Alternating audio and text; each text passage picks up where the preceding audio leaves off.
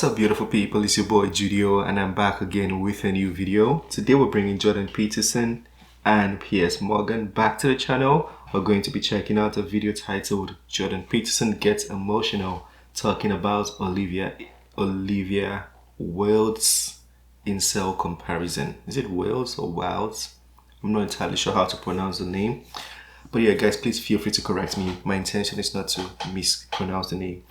Well, anyways, I'm excited for this one. Let's see how it's going to go. Without wasting your time, let's get to it.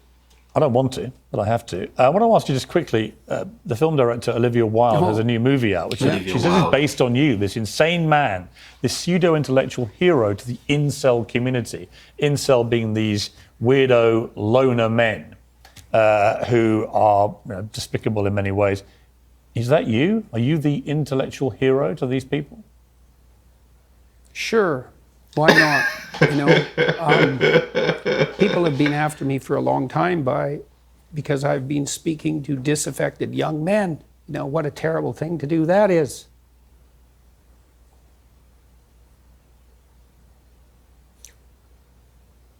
I thought the marginalized were supposed to have a voice.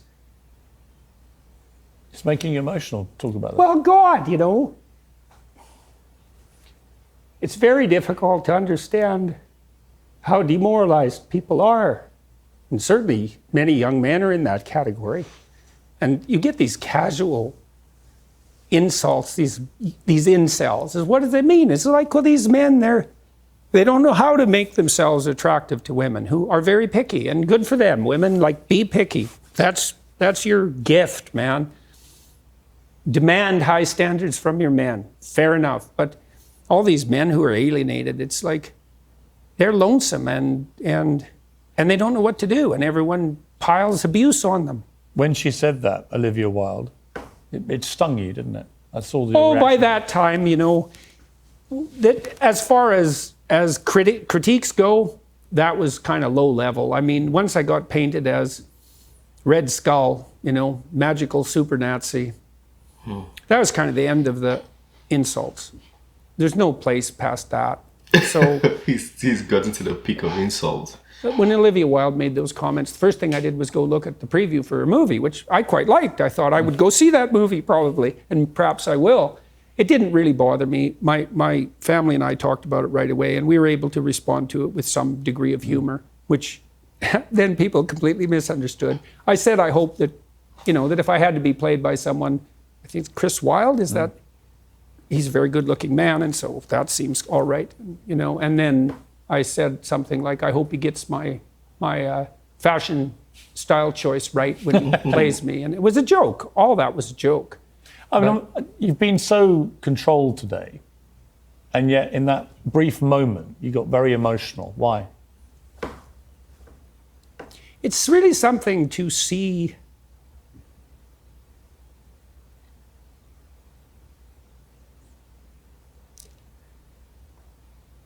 constantly how many people are dying for lack of an encouraging word.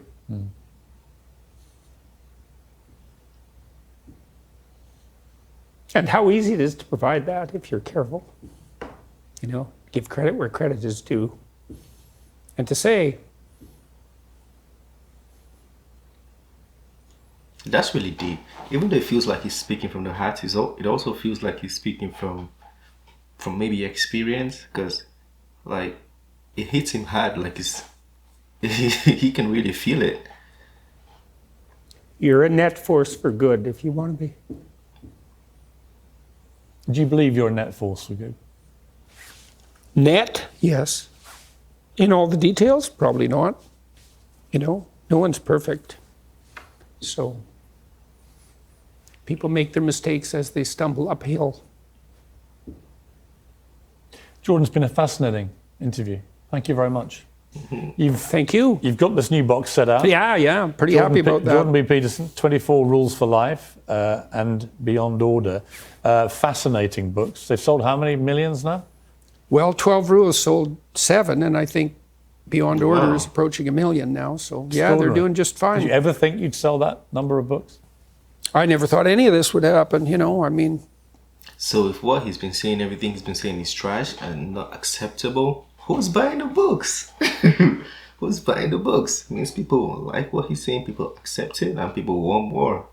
So, yeah, I knew when I was teaching at Harvard and at the University of Toronto that some of the things I was teaching were revolutionary. I was surprised that I got away with it, let's say, as long as I did. And so there's a way in which it doesn't surprise me. And I wouldn't say that's because of the brilliance of my ideas. It's because I'm good at communicating ideas, but the ideas that I've been developing, they're ancient ideas. They're the oldest ideas we have in some real sense. So they have a power. Right, absolutely. You'll launch the Peterson Academy. Tell me about that quickly. Yeah, well, I've been collecting, along with my daughter, great professors and educators from all around the world, and we're having them come to Miami to film 4 two-hour lectures on a variety of topics. President of Hillsdale College, Larry Arnn, just taped one for us on Churchill, which I thought was quite funny because, you know, he's persona non grata. And so Arnn and Churchill, so that's quite funny. And we're hoping that we can determine how to provide people a very efficient and very low-cost alternative to a bachelor's degree.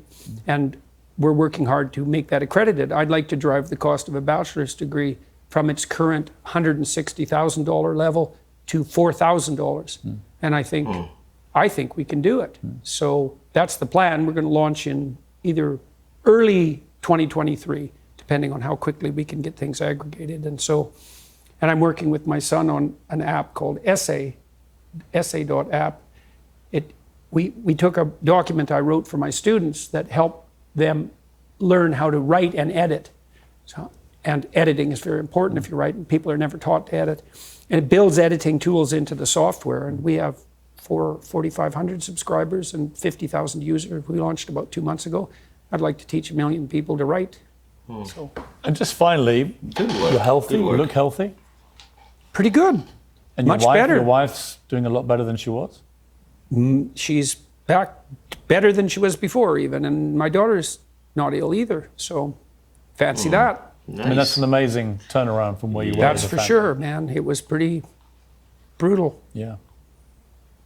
For a long time. Yeah. You know, my wife almost died every day for 7 months. So. I'm very glad for you. Thank you, sir. I really am. It's been a really fascinating interview. See what pops up. Kanye West, I've only got 120 million. Okay, that one is going to be an interview for another day. But yeah, that was a very good interview. Jordan Peterson gets emotional talking about Olivia Wilde's incel comparison. I think like these guys, they've gotten a lot of insults and disrespect to their names that they don't even, the disrespect doesn't hurt them. But what might hurt them, like he expressed, was the people who he speaks for. He's been in a lot of wars and a lot of backlash that there's already a shield that you can't penetrate. But to penetrate someone like that is going through his family and going through the people he actually loves. And I believe he actually loves the people he speaks for. And he actually believes he's serving a certain group of people. So speaking ill of him and his people or the people he serves in that manner could really hurt him. But anyways, that was a good interview. Really brief though. I thought it was going to like push some more, poke some more questions. But you didn't have to go any longer. Let me know what you think of that one. If you want us to bring more interviews like that or more videos, feel free to let me know in the comment section. Send me the links and we'll check out some more. This is the end of this one. Don't forget to smash the like button, subscribe if you're new to the channel. I'll catch you on the next video. Have a wonderful day. Peace.